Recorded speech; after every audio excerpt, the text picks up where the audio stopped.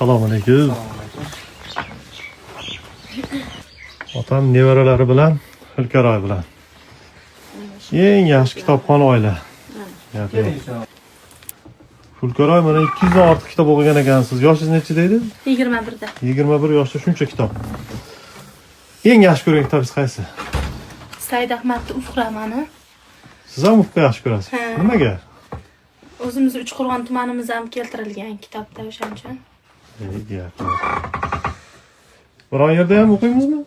Qayerda o'qiymiz? Universitetni bitirganman, ishlayman. Qayerda ishlaysiz?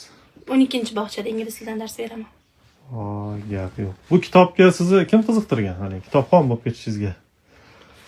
Motivatsiya. Kitobxon bo'lishimga universitetga topshirayotganimizda majburiy 10 ta kitob o'qilish kerak bo'lgan. O'shanda men Navoiy romandan boshlaganman Oybekda.